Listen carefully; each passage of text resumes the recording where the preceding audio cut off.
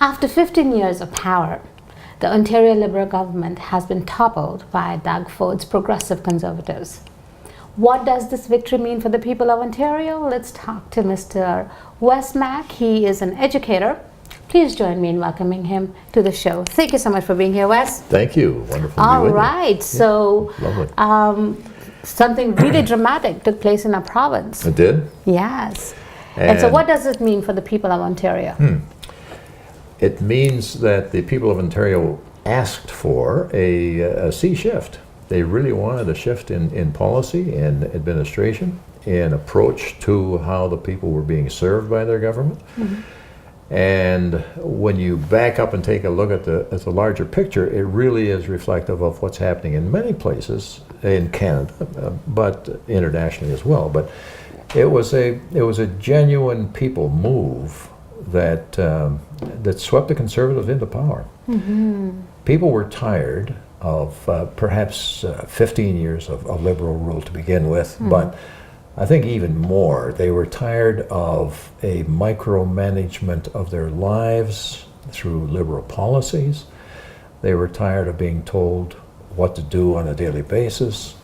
And the Conservative approach, as we know, is one of free enterprise, of allowing people to climb the ladder on their own initiative, of doing the work themselves and seeing the achievements. And the Conservatives were swept in as a result of that, with the strong leadership, of course, of Doug Ford. All right. And I think he reflects this in his own personality, but in the policies that he set out as well. Right. So now we have a strong mandate that the people have given to Mr. Doug Ford. What should he be doing? Because this is a great opportunity now. Yes, yeah, it is. The policies that he has set out, we could list a number of them, but to begin with, in the education area, in health, in manufacturing, and in all kinds of things, which he is familiar with, are policies that he will have to take immediate steps to work on. And I think the people will hold him accountable. We have to including us. Yes, absolutely. But those are some of the things, the key things that he will have to address. The fortunate thing is, and I think uniquely in this situation, he does have some extremely strong people that came in with him that were swept into power. People like Christine Elliott, who have been around, know how the system works, know how to work the system, know their particular area of expertise, and people like this who will be able to set very solid policies and follow through on them. So Mr. Ford is in a very good position coming into the leadership position. Plus, he has the backing of a huge percentage of the population. A large percentage of the population came out to vote and voted Conservative. Yes, and I think one of the first things I would like him to do is, start to work on reducing the deficit fairly quickly. Right? We have, I think, $312 billion that we owe. Debt. Enormous debt. And I mean, there are countries whose GDP is, smaller than this. Yes. Well, so, just as an example, I understand that our debt provincially is larger than the entire state of California. Absolutely. Which is almost on the brink of declaring bankruptcy. Bankruptcy, yes. So that is how serious it is. Plus, we have, under the leadership of the previous government, lost a lot of our industrial base that has fled the country. That's right. So it's going to take a significant amount of time to rebuild, to invite industry back in, to get them established. And of course, one of the problems we're facing right now is the federal government is at war with the United States in terms of free trade. That could have an adverse effect on, of course, Ontario. Absolutely. And I think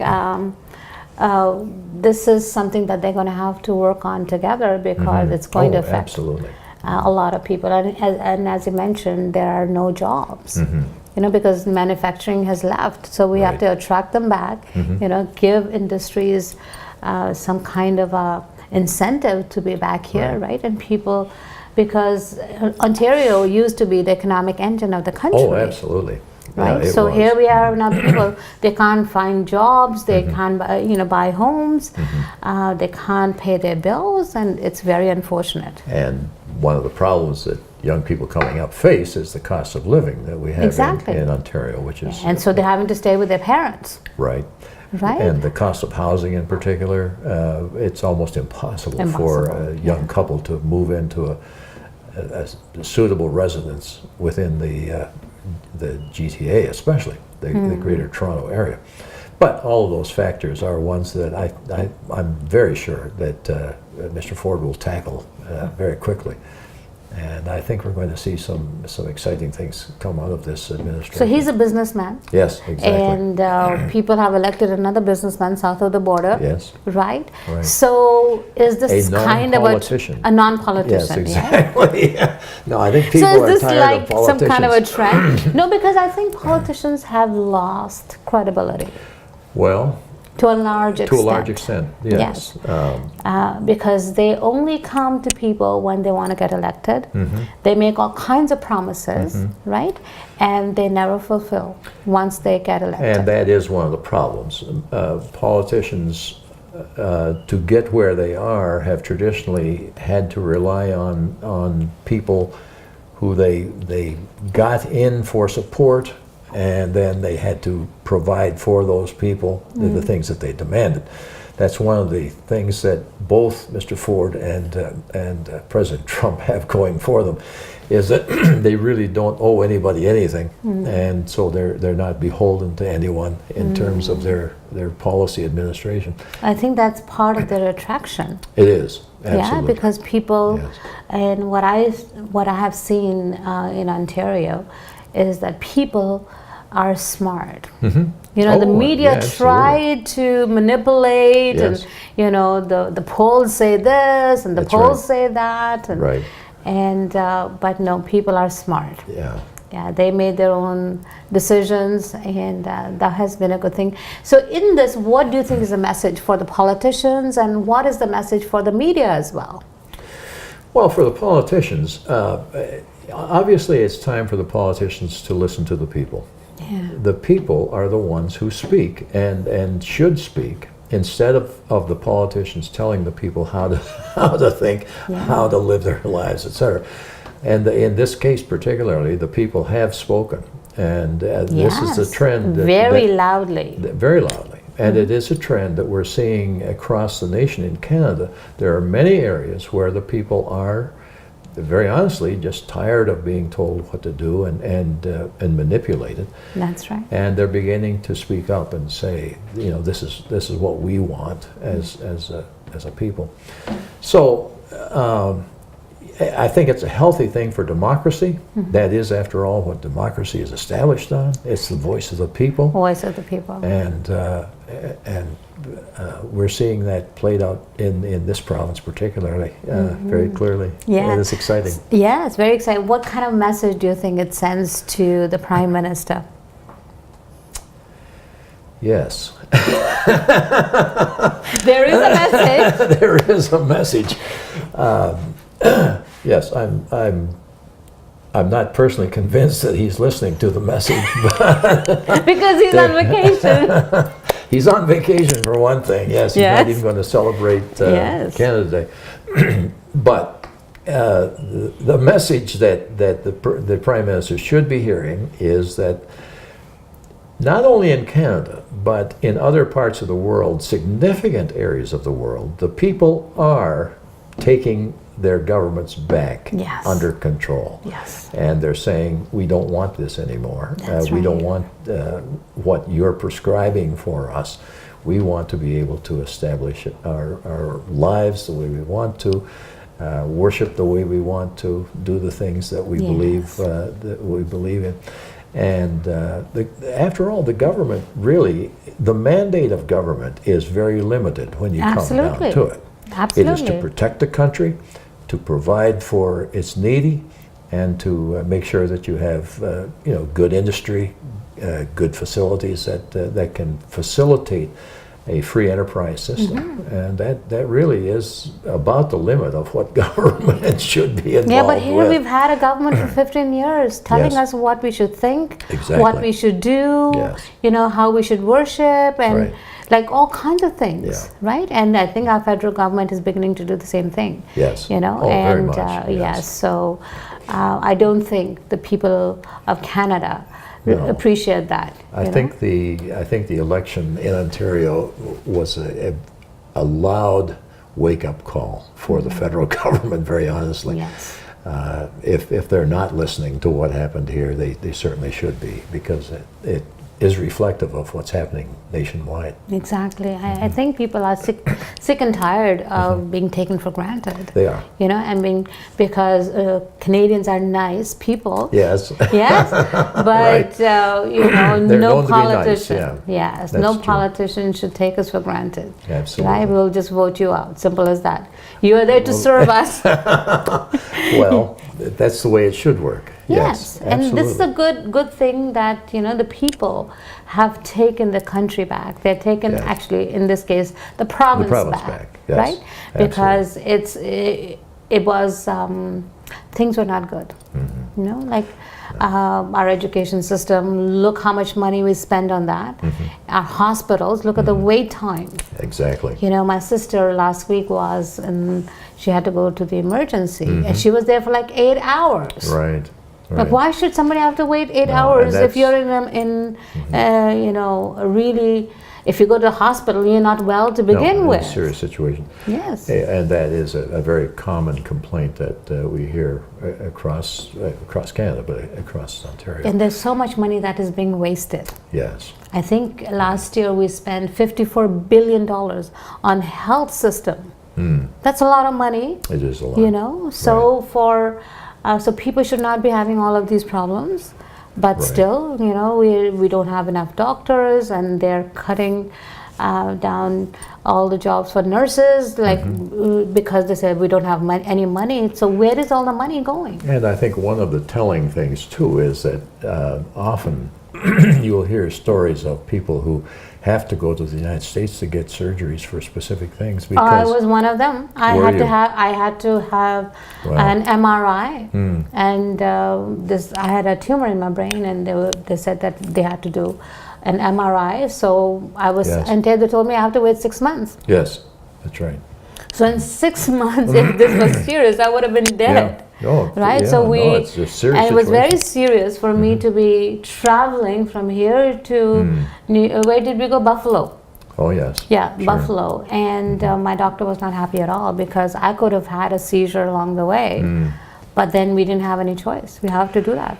A very unfortunate reality is, and I just read this statistic recently, there are more MRI machines in New York City than there are in all of Canada. How sad is that? Yeah, it's tragic, but it is emblematic of the deficits within our healthcare system, and it has to be addressed. Yeah, I think a lot of it is just wasteful spending. Yes. Nobody is holding anybody accountable. Like, you just write checks. Okay, the government is going to pay. Well, and the average citizen has no idea how much it's really costing for their free healthcare system. That's right. And it's not free, because we are paying for it. Oh, absolutely. So it's not really free. We're paying heavily for it. Yes, and I think the right thing for the government should be, each year, each patient should get an invoice of, you went to the hospital, you went to the doctor, and this is what it cost. Right? Good idea. And I think that would be really good. And then the patient should sign that before the invoice is sent, because the patients are the ones who know if this treatment was done on them. How do we know what they are charging us for? Well, and that points up another real problem. Much of what takes place in our emergency system within the hospitals is just common ailments that could be dealt with through private doctors. But we don't have enough private doctors. There aren't enough doctors. Because they don't encourage that. Some of these things, even nurses can do that. You know, if you just have a cold and cough, you know, a licensed nurse can prescribe medication. Exactly, yes. My sister happens to live in another province, a smaller province.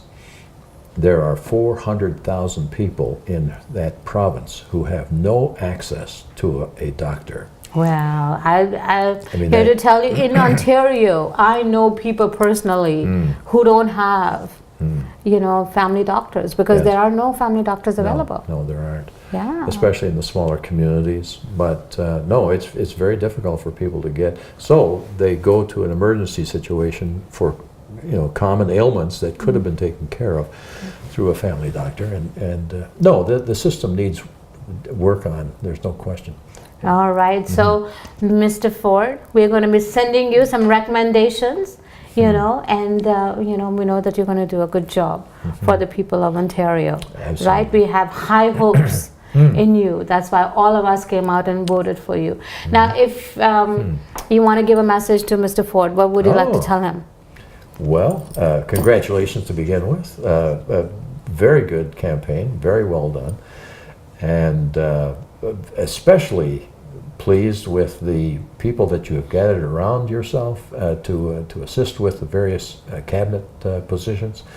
That is a very strong plus for any leader, to be able to have that kind of people to rely on. But I would simply say that we will be watching, and the people of Ontario have put their trust in you. And we're looking forward to seeing what you will do with that trust, and with the responsibilities that you will have, especially given the past 15 years of mismanagement within the system. But we have great courage that you are going to do it well, and we look forward to the results of your administration. So congratulations, a job well done, and we're behind you. We want to stand behind you and give you all the support we can. So call on us, let us know what we can do to be of assistance to you as well. And from my own personal perspective, I would simply say God bless, and I know you'll do a great job. All right, so there you go, Mr. Ford. All of us are rooting for you. All of us have worked hard to make sure you get into office, because we have high expectations, and we know that you're going to deliver. So we have faith in you and in your judgment. And as Mr. Mack mentioned, and I want to reiterate, we are all here with you. And we want to see you succeed, because if you succeed, then our province will also succeed. We all succeed, absolutely. Yes, all right. So thank you so much for being here. Thank you. Delight. All right, don't go anywhere. We have lots more for you.